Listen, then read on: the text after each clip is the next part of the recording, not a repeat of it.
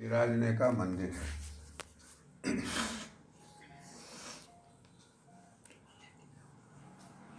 लेकिन और बाप जी कण कण में यानी जर्रे जर्रे में रचना के हर छोर पर जो कुछ दिखाई सुनाई देता है, जो महसूस किया जाता है, किया जा सकता है, जिसका अस्तित्व है, वहाँ सब जगह बाप जी विराजमान है। लेकिन ये अपना शरीर स्वयं उस मालिक की मौज से, उसकी आज्ञा से प्रकृति ने उनके रहने के लिए ही बनाया है। फिर भी विडंबना है या हमारे हतभाग्य हैं, बाप जी विराजमान हैं लेकिन दिखते तो नहीं हैं, यानी उनके दर्शन नहीं होते, प्रकट नहीं है, अप्रकट है। या विराजमान हैं, मौजूद हैं, एक पर्दा है हमारे और बाप जी के बीच में। वो पर्दा है मेल का। मेल यानी विकार। विकार क्या है? सबसे बड़ा तो अहंकार ही है। उसके बाद में और उसके छोटे सेनापति बहुत हैं। काम, क्रोध, लोभ, मोह, मत्सर यानी ईर्षा, यानी हमें डाह बहुत होती है। ये कम छोटी बीमारी नहीं है, 5 बड़े विकार तो गिन लिए। और इसीलिए कई शास्त्रकारों ने, कई आचार्यों ने 6 बड़े विकार माने। छठा कौन सा? मत्सर।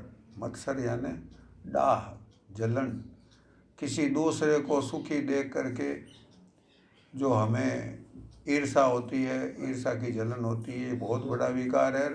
ये छिपा हुआ जैसा रहता है, लेकिन आम तौर पर थोड़ा कम हो या ज़्यादा हो, होता सबको ही है। कोई बाप जी के प्यारे लाडले भक्त बच पाए तो अलग बात है। फिर पाखंड है, दंभ है, द्वेष है, राग है, कपट है, आशा है, तृष्णा है। आशाओं की गिनती नहीं है, तृष्णाओं की अनंत है संख्या, गिनती नहीं, होती जाती है नई से नई। यह सब गंदगी है, कहाँ पड़ी है? क्रोध कहाँ है? मेरे दिल में है। लोभ है तो कहाँ है? मेरे दिल में है। संतों ने कहा यदि हम यानी सत्संगी लोग, जो सत्संगी ही नहीं है, जो परमार्थी नहीं है, जो आस्तिक ही नहीं है, जिनको मालिक के दर्शनों की लालसा, प्यास और मांग ही नहीं है, उनके लिए ये उपदेश नहीं है। और कई अपने आप को परमार्थी मानते हैं, लेकिन वो सोचते हैं कि हमारा दुनिया में जो उन्नति हो जाए, उसमें जो मदद देता है वही परमार्थ है। बाल बच्चे सुखी रहें, हम सुखी रहें, धन संपत्ति बनी रहे, मान मर्यादा बढ़ती रहे, संपत्ति कम कभी न हो, हमारा कहीं अपमान न हो, मरने के बाद में फिर हमें स्वर्ग मिल जाए, बैकुंठ मिल जाए, अच्छी जगह बासा मिल जाए, अगले जन्म में भी हमें कोई चीज़ की कमी नहीं हो, इसलिए इसी जन्म में दान पुण्य करो भाई तो आगे मिल जाएगा। ये परमार्थ का रूप मान लेते हैं। ये सब नहीं, ये परमार्थी अपने आप को कहते हैं, ये शुद्ध परमार्थ नहीं है, ये स्वार्थ है। तो जो सच्चे परमार्थी हैं उनके लिए संतों का उपदेश है। सदगुरु तुलसी साहब हाथरस वाले फरमाते हैं, दिल का हुजरा साफ कर जाना के आने के लिए, ध्यान गैरों का हटा उसको बुलाने के लिए। ये उर्दू फारसी मिश्रित भाषा में फरमाई गई वाणी है। एक शेख तकी नाम का सूबेदार था मुगलों का। तो हाथरस शहर के बाहर नदी के किनारे पर ही तो तुलसी साहब जी का स्थान था, और उसने भी, वो वहाँ से गुजर रहा था। उन दिनों में जो लोग दिल्ली दरबार में जाके हाजिरी बजा के वापस आते थे, तो कई कई दिन अपने वापस अपने जागीर या अपना नगर जहाँ होता था वहाँ पहुँचने में उनको लगते थे। तो वो रास्ते में कहीं विश्राम करते थे, तो उसके भाग्य जग गए। उसने आकर के हाथरस शहर के बाहर नदी के किनारे अपना डेरा डाला, शेख तकी ने। और वहाँ तुलसी साहब जी का अपना गुरुद्वारा जो है बना हुआ है, ये किले द्वार के बाहर। उसके नसीब जाग गए। वो शाम को जब अपने तंबू में से घूमने के लिए बाहर निकला तो उसने देखा कि एक महात्मा जी का कोई स्थान बना हुआ है। तो अंदर चला गया तो कुछ जिज्ञासु प्रवृत्ति कर रहा होगा, मालिक की उस पर दया रही होगी, उस समय उसके अच्छे संस्कार उदय हुए। उसने कुछ परमार्थी बातें पूछी, उसको समझाने में सदगुरु तुलसी साहब जी ने कई वाणी वचन फरमाए। तो ये गज़ल है जो आपने फरमाई शेख तकी को समझाने के लिए। और भी कहा, ए तकी तकते रहो मुर्शिद ने दस्त पंजा दिया। कई गज़लें हैं, बड़े ही ऊंचे दर्जे की, बड़ी दया करके मौज से फरमाई हुई वाणी है। तो आपने फरमाया, उसने कहा कि मेरे गठ में खुदा मुझे दिखाई क्यों नहीं देता। हमारी कुरान में भी लिखा हुआ है कि खुदा तो रूह जो है खुदा की ही जात है, तो फिर हम उससे जुदा कैसे हैं, वो हमें मिलता क्यों नहीं, देखता क्यों नहीं, उसके दीदार कब होंगे। तब आपने फरमाया, दिल का हुजरा साफ कर जाना के आने के लिए। इस गंदगी में तो वो मालिक नहीं आएगा। अब अपन ये मान लें, अभी तो बहुत बड़ी समस्या है, हमारा मन ये मानता ही नहीं कि हमारे अंदर कोई कमियां हैं तो बड़ी भारी भारी कमियां, लेकिन हम तो छोटी कमी कोई नहीं मानते। यदि मेरी कोई गलती किसी दूसरे भाई की नज़र में आए, वो मुझे समझाने की कोशिश करे कि भाई आपके स्वभाव में ये बड़ी गंदी बात है, मुझे उसका कृतज्ञ होना चाहिए, एहसान मानना चाहिए, शुक्राना अदा करना चाहिए कि इसने बताया, ये गंदगी दूर होगी तो बाप जी ही खुश होंगे। लेकिन वो मेरा अहंकार वहाँ अड्डे आता है, इतना विवेक कहाँ रहता है। उस समय मैं नाराज़ हो जाता हूँ उससे कि ये अपनी नहीं देखता, मेरी गलती निकालते हो, तुम्हारे अंदर कम है क्या, तुम तो ऐसे हो वैसे हो, तुमने फला फला काम किए, मैंने तो किया ही नहीं गलत काम, और थोड़ा किया तो भी जब साबित हो जाता तब कहता थोड़ा किया, नहीं तो कहता किया ही नहीं। तो ये गंदगी रख लो भले ही, जो हमारा हितैषी है, मित्र है, भाई है, सत्संगी भाई है, वो हमें हमारी गलती बताता है, हम नहीं माने, कोई बात नहीं, हमारी गंदगी हमारे पास पड़ी रहेगी। छिपाना चाहें तो छिपा भी सकते हैं, कभी छिप जाती है थोड़े अरसे के लिए, आखिर तो सत्य ही उजागर होता है। लेकिन एक छोटी अवधि के लिए कभी किसी दुनिया वालों को जैसे अपन बेवकूफ़ बनाते, मैं बेवकूफ़ बनाता हूँ, छिपाता हूँ तो छिपती है, लेकिन उस बाप जी से जो घट में विराजमान है वहाँ तो छिपेगी नहीं। तो इसलिए बाप जी आएंगे नहीं, हम लाख कोशिश कर लें, रोज़ प्रार्थना करें कि आप आइए, मुझे घट में दर्शन दीजिए, दया कीजिए, आप दयालु हैं, आप दाता हैं, आप दर्शनों के दाता हैं।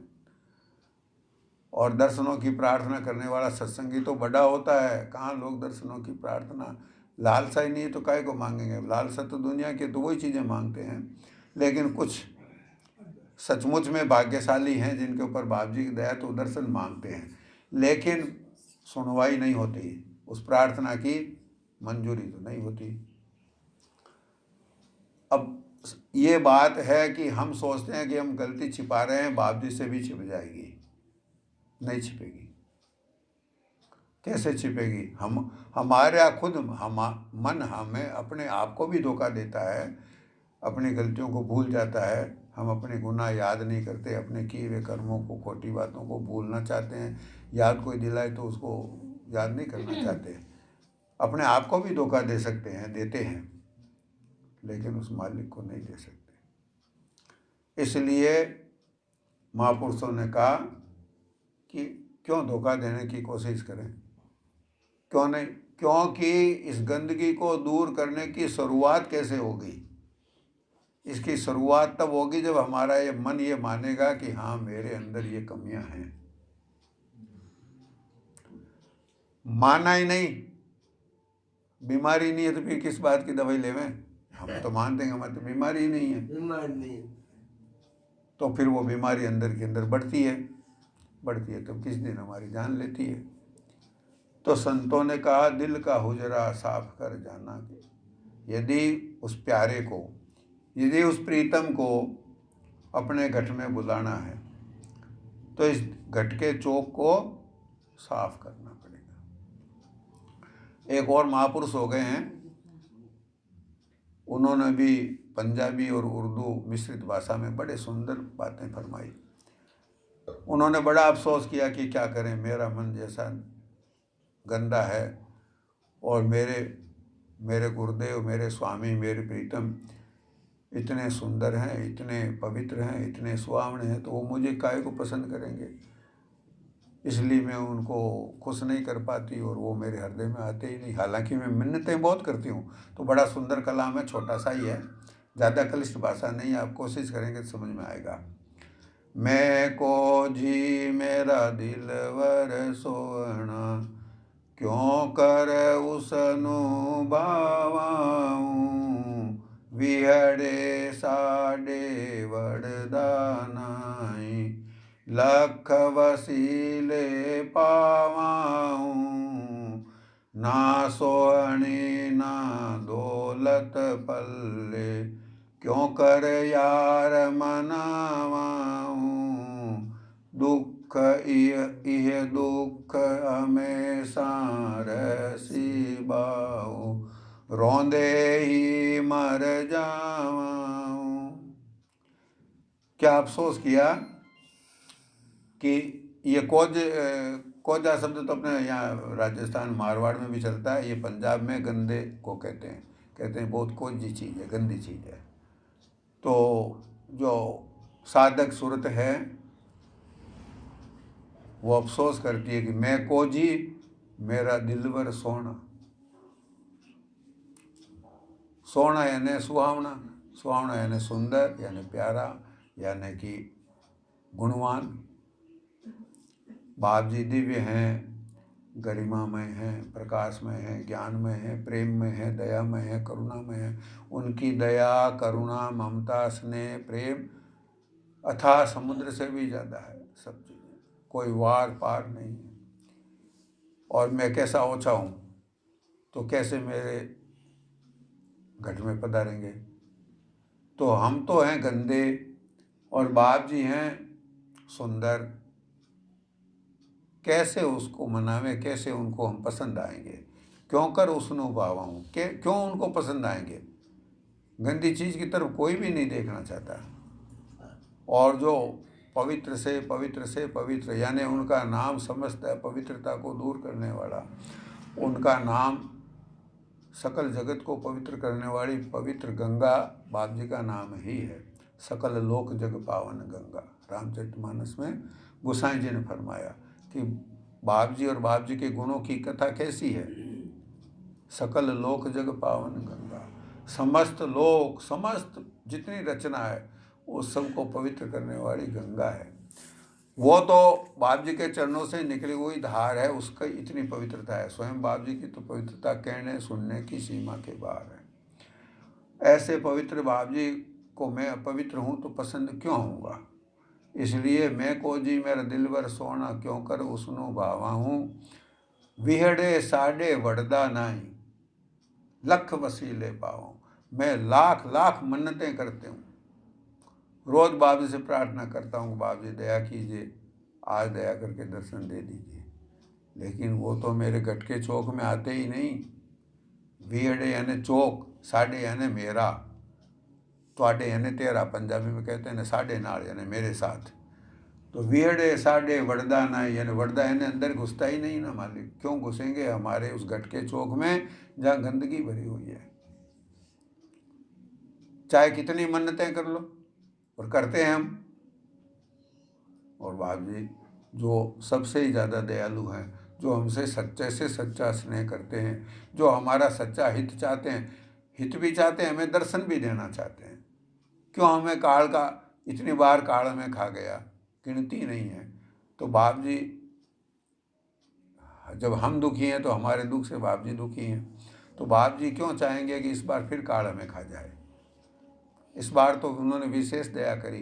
कहीं से छांट छूट करके नरक में पड़े थे या 84 की किसी नीची ऊंची जोड़ियों में पता नहीं कहाँ धक्के खा रहे थे, फिर रहे थे, और बाप जी ने दया करके वहाँ से उठा करके सीधा अपने महल में ला करके अपने दरबार में, अपने सत्संग में, अपने चरणों के पास बिठा लिया।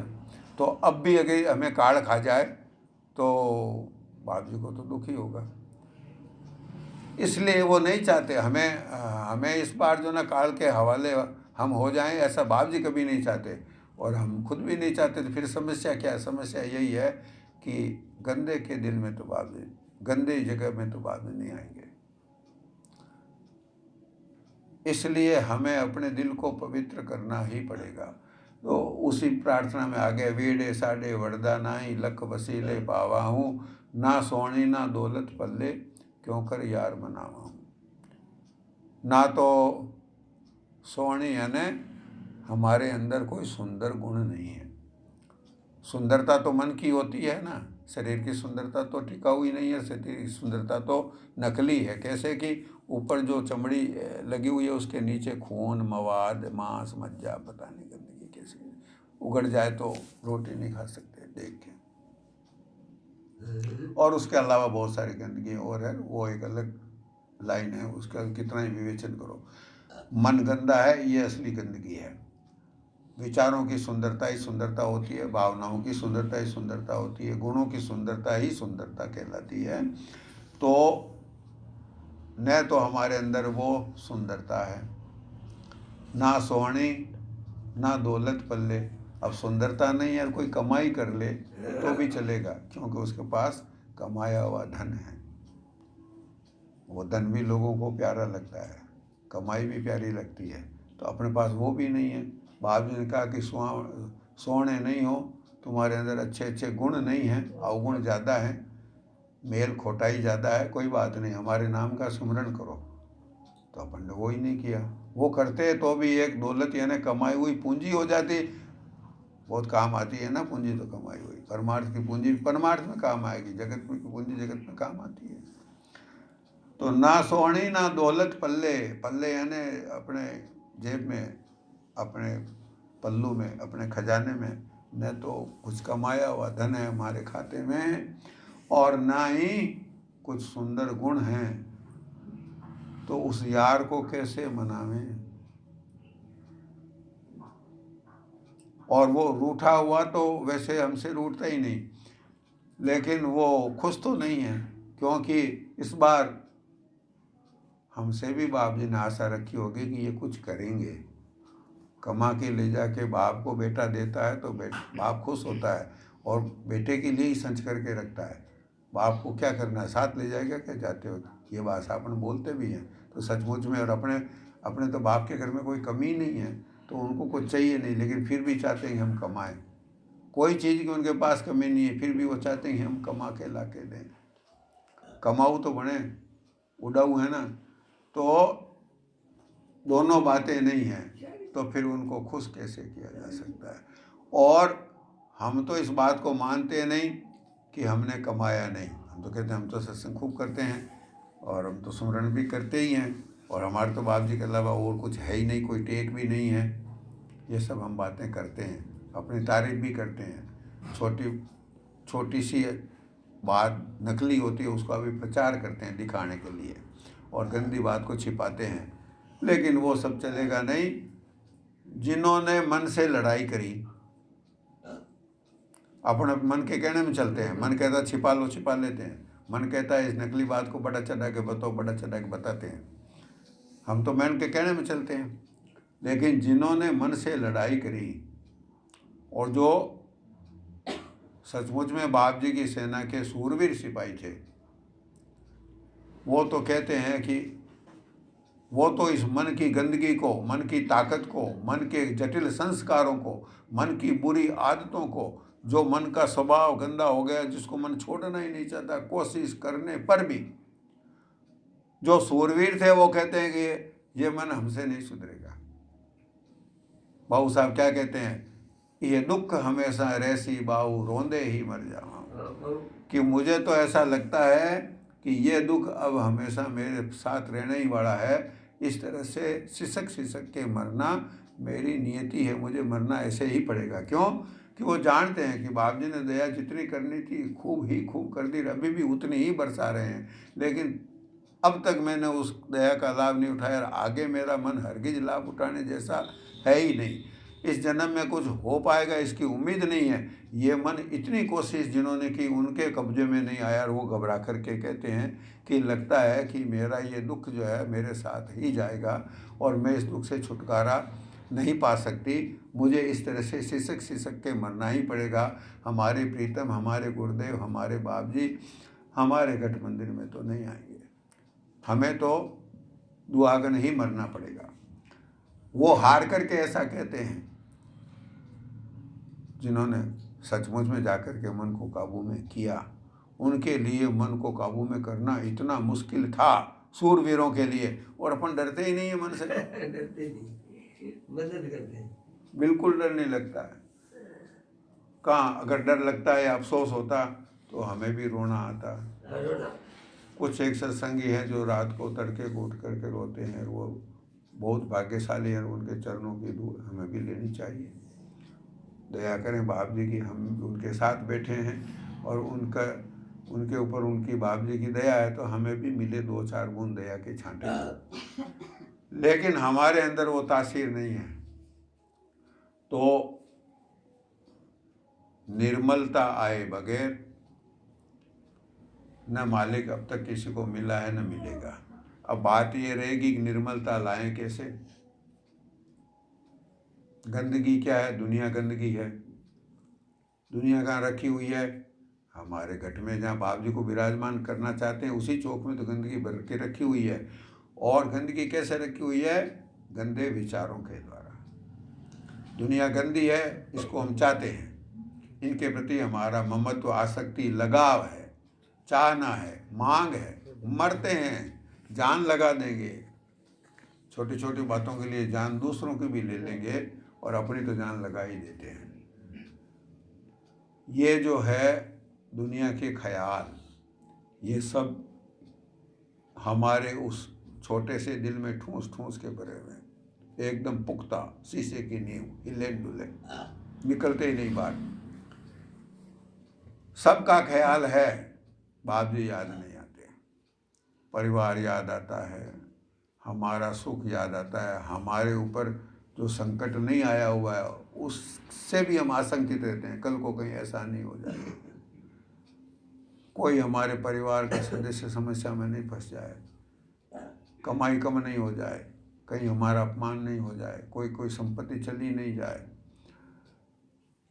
ये तो सब आशंकाएं हैं। फिर आशाएं भी है, हमें फला हमारी मदद करेगा, हमारी समझबूझ हमारे काम आएगी, हम सब काम सुधार लेंगे, हम समझदार हैं, दीन और दुनिया दोनों बना सकते हैं। दूसरे सत्संगी भाइयों की दीन और दुनिया दोनों सबकी नहीं बनी, किसी की बनती नहीं है आज तक, लेकिन हमारा मन इस गलतफहमी में है कि हम बना लेंगे, हम बहुत युक्तिमान हैं, राजा जनक से भी ज़्यादा समझदार हैं, जो दुनिया में रहते हुए भी कमल के फूल की तरह विदे रह पाए।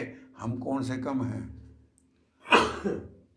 क्योंकि छोटा तुलना करें तो छोटों से क्यों करें? जब मन के लड्डू खाने तो भरपूर ही खावें। तो हमारा मन ऐसा अहंकारी है, तो ये दुनिया की आशाएं भी है, फिर दुनिया की तृष्णाएं भी है। गंदगी की सीमा यहाँ तक नहीं है। बहुत सारा राग भरा हुआ है और बहुत सारा द्वेष भरा हुआ है। राग से तो मोह है, निद्रा जैसी है, बेहोशी जैसी आती है, मूर्छा है, ये तो एक तरह की बेहोशी है। लेकिन द्वेष में तो जलन है। राग यानी किसी के प्रति हमारा लगाव, पालतू कुत्ते के प्रति है वो भी राग है, अपने बच्चे के प्रति है वो भी राग है, अपने घर के दूसरे सदस्यों के प्रति है वो भी राग है, और सजीव में राग है वो तो है मोह। निर्जीव वस्तुओं में जो हमारा लगाव है वो है लोभ। तो लोभ भी है, मोह भी है, ये मूर्छा है, बेहोशी है, अज्ञान है। लेकिन द्वेष तो जलन है। इससे तो जैसे ज़्यादा मिर्च मसाले तीखे खाने पर कैसे एसिडिटी होती है, ये तो मामूली है। लेकिन बुरे विचारों की जलन का हमें अंदाज़ा नहीं है कि हमारी आत्मा जो अमृत स्वरूप है, अमृत पुत्र हम हैं, बाप जी अमृत के सागर हैं और हम उनकी संतान हैं, तो है कि नहीं अमृत पुत्र। तो अमृत पुत्र हैं तो हमें तो शीतल ही होना चाहिए। चंद्रमा कहाँ हमारे बराबर शीतल होगा, कौन सा चंदन शीतल होगा। हम तो परम शांत निधि सतगुरु स्वामी बाप जी साहब परम शांति के समुद्र हैं और हम उनकी संतान हैं, उनके अंश हैं। वो हमारे अंशी हैं, वो हमारे भंडार हैं। तो हमारे कहाँ शांति की कमी होनी चाहिए, तो भी जल रहे हैं। किससे? उस द्वेष से। इसी का बड़ा रूप पहले मैंने कहा था, हमारा छठा बड़ा विकार मत्सर का है। तो ये सब क्या है? ये सब गंदे ख्याल हैं, राग के यानी मोह के, आसक्ति के, ममता के, जो जड़ पदार्थों में है, नश्वर पदार्थों में है, और जो दूसरों के प्रति डाह है, ईर्ष्या है, जलन है, विरोध है, बैर है, ये सब द्वेष है। ये सब भी जलाते हैं। और फिर इनकी गिनती करें तो अपन करते ही जाओ, भले आज करो कल करो और आगे तक करते जाओ। इतनी अपने अंदर समझ बूझ नहीं है, लेकिन गंदगी की कोई सीमा नहीं। खोदो तो वही निकलेगी नीचे। जैसे अथाह समुद्र में पेंदा नहीं आता, वैसे अपना तल भी नहीं आएगा। खोदते जाओ, गंदगी निकलती जाएगी। ऐसा हमारा मन पता नहीं कितनी संचित कर रखी है, कमा कमा के। वो तो अफसोस करते थे कि हमारे पल्ले दौलत नहीं है, तो उनके पल्ले कम से कम गंदगी तो नहीं थी। वो दौलत कमाने में लगे हुए थे, ऊंचे दर्जे के भक्त थे, प्रेमी थे, और अफसोस करते थे कि मेरे गुरुदेव मेरे घर में कब पधारेंगे, क्योंकि मेरे पास कमाई नहीं है। मैंने कभी उनको खुश करने लायक काम नहीं किया। मैंने उनके कहे अनुसार, उनकी पसंदगी के तरीके से, जिससे बाप जी राजी हो जाएं, उस तरीके से सुमरन भजन किया ही नहीं। इस बात को लेकर के वो अफसोस करते थे। बाकी तो साफ था। हमारे तो अभी हमारे तो पास कमाया हुआ है, धन नहीं है, ये गंदगी है।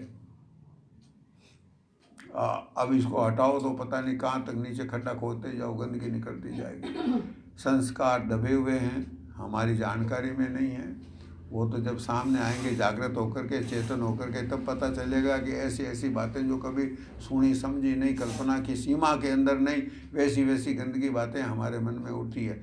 अब कई बार अपने को ऐसे ऐसे गंदे सपने आते हैं कि जिन बातों का, जिन स्थानों का, जिन लोगों का, जिन कामों का जो सूगले गंदे डरावने सपने आते हैं, उनकी कभी चर्चा नहीं, कल्पना नहीं, देखा नहीं, सुना नहीं, अपनी गुणावन या कल्पना के दायरे के बाहर। और ऐसे विचित्र विचित्र गंदे सूगले फालतू आते हैं। वो कहाँ से आ रहे हैं? मन के अंदर सब भरा है, उनके बीज हैं ये कभी जागृत होंगे तब वैसा ही दुख देंगे जैसा सपने में वास्तव में देखा है। उससे ज़्यादा भी हो सकता है। तो यदि बाप जी को बुलाना है तो संतों का हुक्म है, ख्याल गैरों का उठा, उसको बिठाने के लिए। बाप जी को यदि हमारे गठ में बिठाना है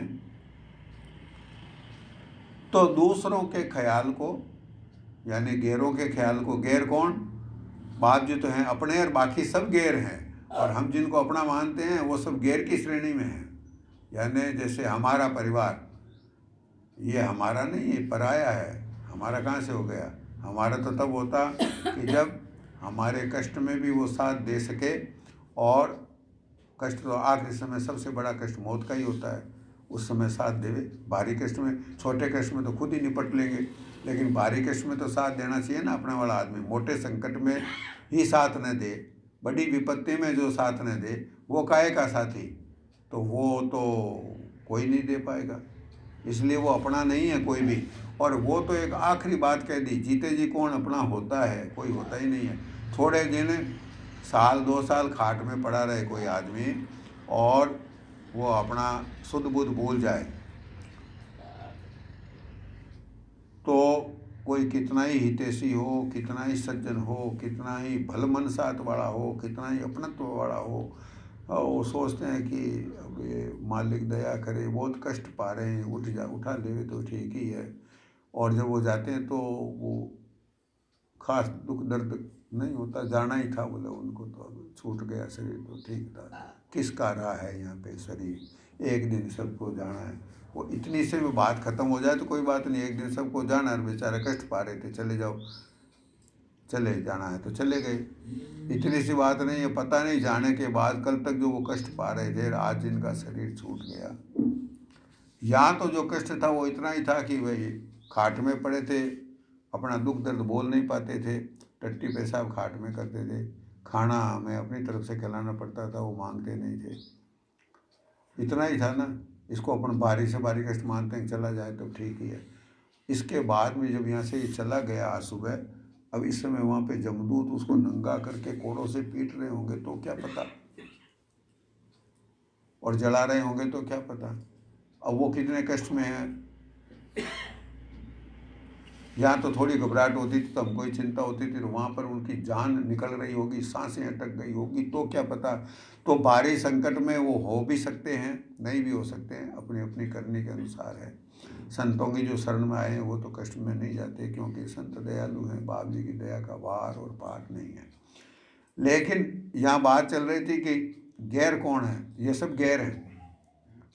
पैसा अपना अपना है, संपत्ति अपन कितनी इकट्ठी कर लेंगे, कमा करके तो इकट्ठी करने की एक सीमा होती है, फिर उस पर टैक्स लग जाता है ज़्यादा, फिर संपत्ति इकट्ठी हो गई तो कमाई पर टैक्स अलग दिया, फिर वेल्थ पर टैक्स और दो, इनकम पर देने के बाद में वेल्थ पर भी दो।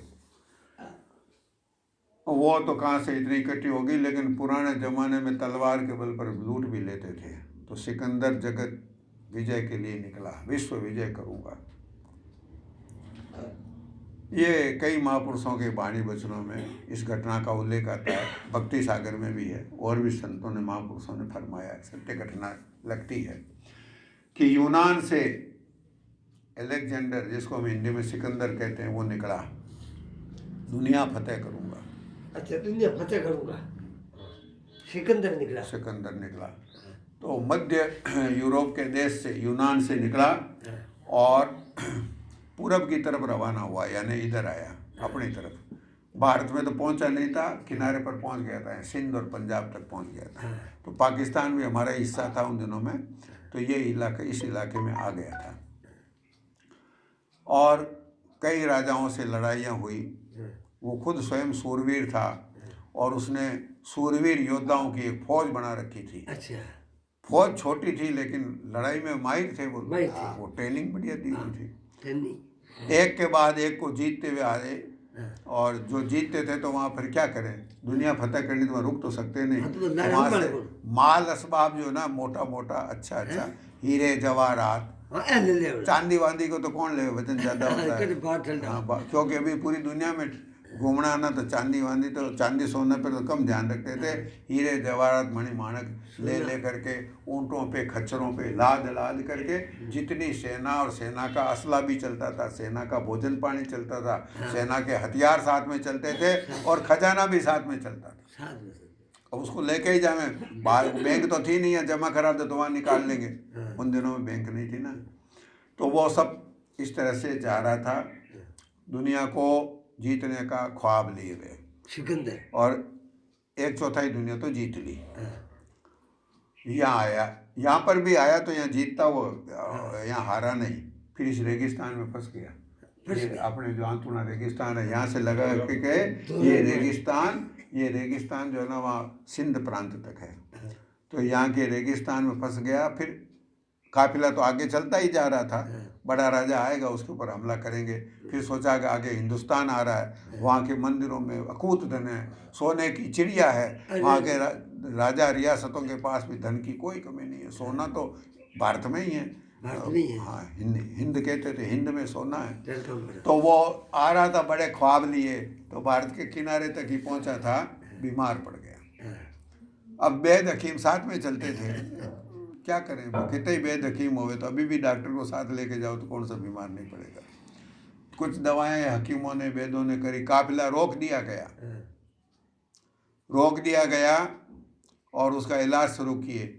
और जो वैद हकीम थे उन्होंने आसपास के गांव कस्बों में पता लगाया, और कोई वैद है और कोई हकीम है, उनको ही बुलाओ, कोई भाई यहाँ जड़ी बूटी तुम्हारे यहाँ ये मिलती है क्या, वो मिलती है क्या, तुम कैसे इलाज करते हो। सबकी सलाह मशवरा करके रात और दिन कोटम कोटी दवाइयों की लगी है। औषधि कूटे रोज जिए के कारण, जिए बरस 1000 आखिर तो मरेगा। पलटू साहब ने कहा, रोज वो दवाइयाँ कूटते हैं, अपन तो अब बुढ़ापे में यही करते हैं, ये दवा लेवे तो ठीक हो जाएंगे, ये नहीं तो वो लेवे, कोई डॉक्टर ऐसा मिल जाए जो बढ़िया देवे, क्या पता वो मेरे लग जाएगी दवा, वो बोलेगी लगेगी, जितनी लगेगी, बुढ़ापे नहीं लगेगी। तो उसने, उनके हकीमों ने, वेदों ने बहुत कोशिशें शुरू करी, लेकिन वो बीमारी बढ़ती गई। अब वो दिमाग वाला तो था ही, दुनिया को जीतने के लिए निकला, तो उसके अंदर बल बुद्धि तो दोनों ही होंगे। वो समझ गया अब मैं बचूंगा नहीं। अब सोचा कि देखो, इससे अच्छा था अपने घर पे ही मरता, यहाँ परदेश में आके मरूंगा, ऐसे मुल्क में जहाँ पानी नहीं है। हाँ, ऐसे मरूंगा। अब मरना है। अब पानी की कमी फौजियों को भी हो रही है, क्योंकि अचानक रुक गए, पानी कहाँ मिलता था, राजस्थान नेर तो भाई ये पहले कहाँ थे, और 700 फुट 800 फुट के ट्यूबवेल अब खुद थे, पहले कहाँ थे, कहाँ पानी। तो अब पानी नहीं, और इस पानी के अंदर उसने कहा मैं तो बीमारी से मरूंगा, ये बाकी फौजी प्यास से मरेंगे, अब क्या करें। उसने मन में सोचता था, रात को नींद आवे नहीं बीमार आदमी को, रात को सोचता था कि मैंने इतनी संपत्ति इकट्ठी करी, इतने सूरवीर इकट्ठे किए जो तलवार के नोक पर जो ना अच्छे अच्छों के छक्के छुड़ा देते हैं, किसी से डरते नहीं है, मरने से नहीं डरते, लेकिन अब बीमारी का क्या करेंगे। बड़ा अफसोस हुआ कि अब क्या करें, वापस घर भी लौट नहीं सकते हैं, पहुंचेंगे नहीं, किधर आगे जावें कि पीछे जावें, बीमार ज़्यादा हो जाओ तो कहाँ जावे, कहीं नहीं जा सकता ना। एक दिन सुबह उसके सनक आई, बोला मेरे सारे वीर सेनापतियों को लाइन सर खड़ा करो। अच्छा। और वो सारी धन दौलत कहाँ है, बोला जो साथ में ही चल रही है, बोला उसको खोल के रखो, खोल के। और अब उसने वो उसको लाया गया, उसके खाट पे उठा करके वहाँ लाए। उसने बोला भैया मुझे कोई बचा सकते हो, ये सारी धन दौलत जो है ना इतनी ले लो, हाँ ले लो, और कोई ऐसा वेद हकीम मिले कि जो ये पैसा धन संपत्ति लेकर के मुझे ठीक करता हो तो उसको बुलाओ, और ये कम पड़ता हो तो मैं उधार इतना और मेरे को ठीक करने के बाद में जीत करके डंके की चोट दे दूंगा, लेकिन मुझे बचा सकता है क्या कोई। तो अपन एक भजन बोलते हैं, जर सिकंदर का यहीं पर रह गया, मरते वक्त लुकमान भी ये कह गया, ये घड़ी हरगिज न टाली जाएगी, जब तेरी डोली निकाली जाएगी। कह दो उन वेदों हकीमों से यूं बोल कर, करते हैं दावा किताबें खोल कर, यह दवा हरगिज न खाली जाएगी, जब तेरी डोली निकाली जाएगी। क्यों पसरता है मुसाफिर तू यहाँ, है किराए पर मिला तुझको मकान, कोठरी खाली करा ली जाएगी। आखिर उसके समझ में आ गई ये बात, अब ये कोठरी जाने वाली है, फिर मरा बेचारा यही परदेश में। तो संतों ने कहा ऐसी दुर्दशा उस एक की नहीं हुई, सबकी होती हो ही रही है, ऐसी ही होती है, कम ज़्यादा रूपक अलग अलग होता है। ऐसी ही दशा हमारी भी हो सकती है, होगी, बच भी सकते हैं। वो सकते इसलिए हैं कि बाप जी मिले हुए हैं, अभी भी चेते हैं तो बच सकते हैं, और इसलिए कि बाप जी की दया का भी वार पार नहीं है, और उन सबसे ज़्यादा हमारे हितैषी वही हैं, और उन पे विश्वास नहीं करना तो फिर अपने और तो फिर कोई बचने का जगह ही नहीं है। तो बचेंगे ज़रूर सत्संगी, लेकिन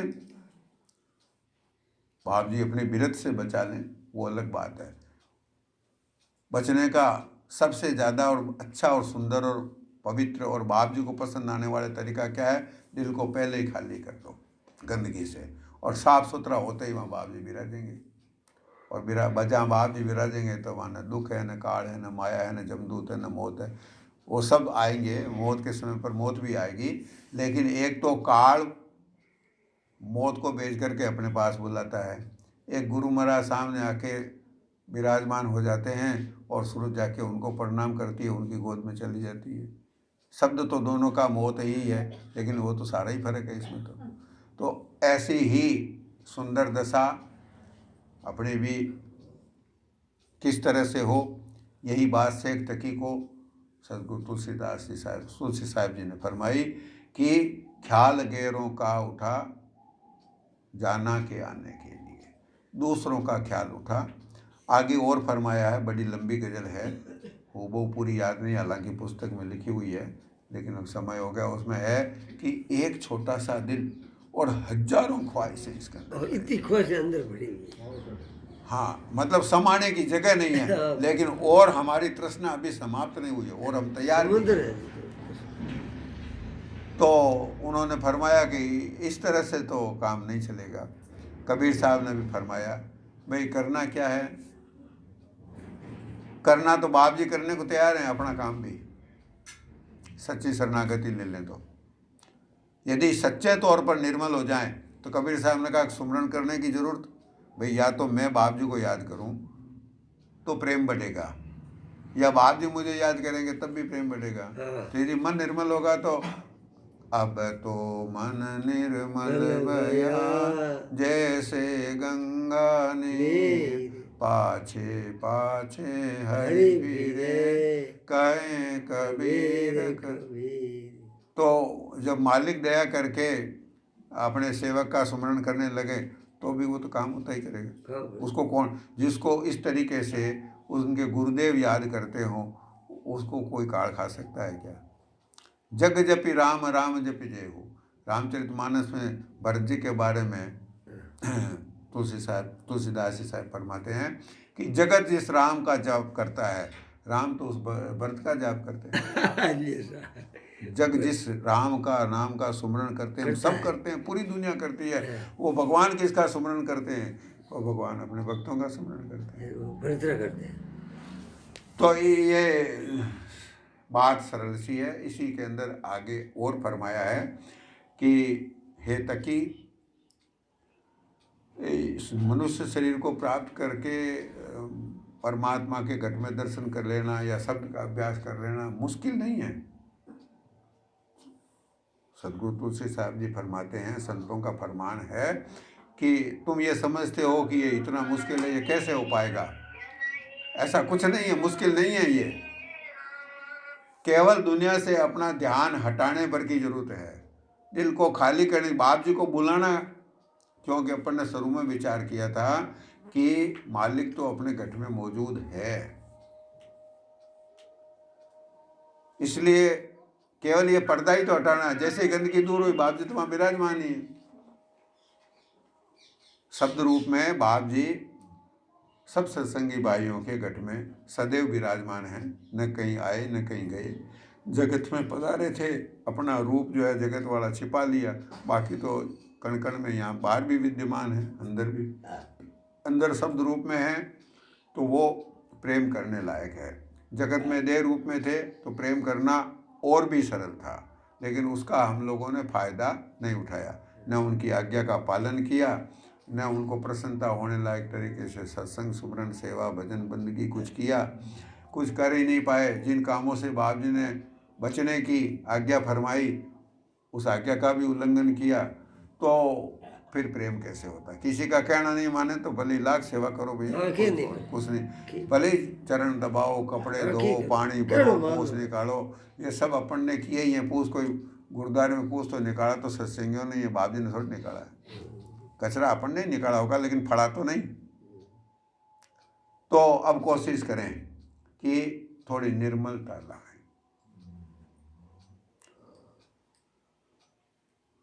थोड़ा सुमिरन, मतलब कि थोड़ा और ज़्यादा का मतलब नहीं है, गहराई से मतलब है।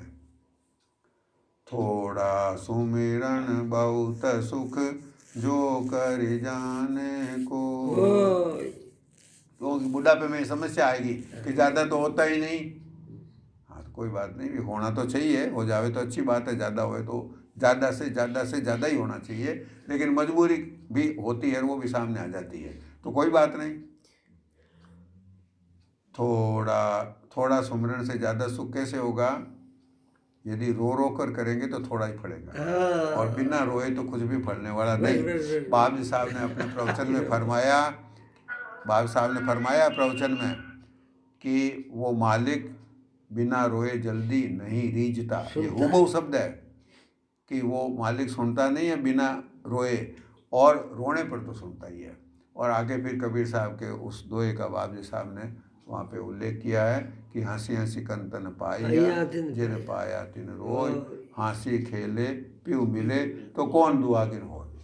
तो जो बाबू साहब की जो अपन ने चर्चा करी थी, उन्हीं बाबू साहब ने आगे और फरमाया कि भाई कमाई नहीं हुई, गुण अपने अंदर है नहीं, ना सोनी ना दौलत पल्ले है नहीं, तो उन्होंने एक दूसरे, ये बेंत है 4-4 लाइन के, 5-5 लाइन के, तो उस आगे एक अलग बेंत में, या जैसे अपने सवैये होते हैं उस तरीके के हैं।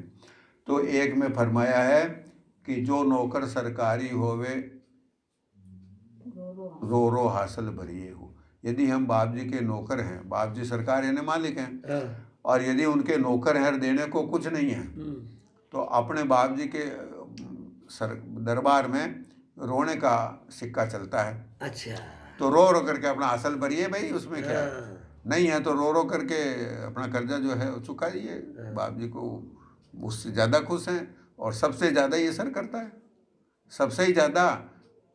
जैसे कि कीमत होती है, चांदी की कीमत 1 किलो होवे तो 50,000 होवे, सोना 10 ग्राम ही 50 का हो जाता है, और हीरा जो है 10 ग्राम का मान लो 50 कैरेट हो जाए तो 10-20 करोड़ का भी हो सकता है। तो रोने से उसकी कीमत बढ़ती है, सुमिरन की, रोने से प्रार्थना की कीमत बढ़ती है, रोने से जितनी बंदगी करते हैं वो थोड़ी भी ज़्यादा फलेगी। तो बाप जी साहब का ऐसा फरमान था, ऐसा सब संतों का फरमान है, यही एक अटल सिद्धांत है, रो रो करके हासिल भरना है। तो अब करना क्या है, थोड़ा सुमिरन बहुत सुख जो कर जाने को। यदि करना आ जाए, उस करने के सुंदर तरीके को हम काम में ले सकें, बाप जी के सिखाया हुआ सीख पावें, तो थोड़े से भी काम बनता है। नाम तो पारस है, बाप जी का नाम तो पारस है, पारस तो एक बार छूने से ही सोना हो जाता है, 2-4 बार छूने की जरूरत नहीं है। थोड़ा सुमिरन बहुत सुख जो कर जाने को, सूतन लगे बिनावनी सहजे अति सुख हो। कोई माल नहीं चाहिए, बाप जी को भोग लगाना है तो गेहूँ पीस करके, आटा बना करके, 2 रोटी बना करके, सेक करके, थाली में रख करके सब्जी, और फिर जाके भोग लगाएंगे, दूध गिलास में चांदी वाली में भर के भोग लगाएंगे। और यहाँ तो सूत बिनावनी किसको कहते हैं, जैसे कपड़ा चाहिए, कोई चीज़ चाहिए, तो या तो अपने पास सूत हो। पुराने समय में लोग सूत तो अपने घर पे काटते थे, बैठे बैठे बडेरे क्या करते थे, काटते ही रहते थे, और फिर वो सूत दे देते थे जुलाहे को, बुनकर को, उसको मजदूरी देनी पड़ती थी। अच्छा। जैसे अपना तिल ले जाओ और पिरा करके ले आओ, थोड़ी सी जो ना वो पिराई देनी पड़ती है, पिलाई या खड़ छोड़ आओ। तो उसी तरीके से पहले क्या करते थे लोग, घर घर के अंदर जो ना सूत अपना बुना हुआ रखते थे कि भाई खर्चा कहाँ से करेंगे, तो कपास बो दी, तो कपास हुई, उससे जो ना सूत काट लिया। अब सूत और कपास मोल लाए तो भी सूत काटने से मजदूरी बची सूत की, तो खाली बैठे बैठे बुजुर्ग आदमी सूत का, पुराने ये माचे की डोरियाँ वगैरह तो अभी भी बनते थे, अभी भी बनते हैं कोई लोग।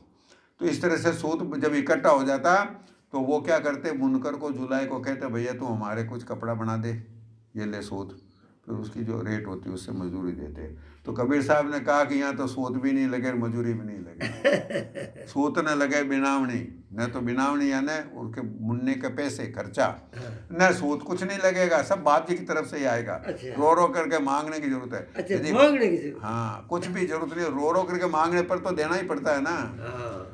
यदि कोई रो रो करके मांगने लग जाए, अधीर हो जाए, उसका कलेजा फटने लग जाए, मीरा बाई ने कहा, मीरा व्याकुल बिरहनी बाल जो बिल्ला, बाल जो बिल्लाने लग जाए तो दर्शन बाप जी को फिर देने ही पड़ेंगे।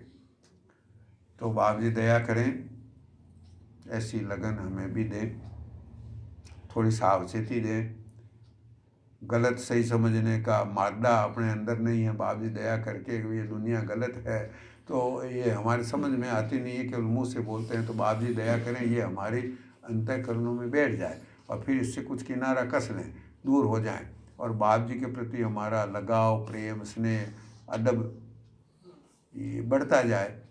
तो फिर मुश्किल नहीं है आगे, जैसे तुलसी साहब ने फरमाया कि सरल ही है मालिक को प्राप्त करना। महापुरुषों का हुक्म है, आदेश है, उनका वचन है, उनकी प्रतिज्ञा है, तो सरल ही होगा। इस बात को मान लेना चाहिए, कोशिश करनी चाहिए। कोशिश करने वाले की हार नहीं होती। माता जी महाराज के चरणों पर बलिहार।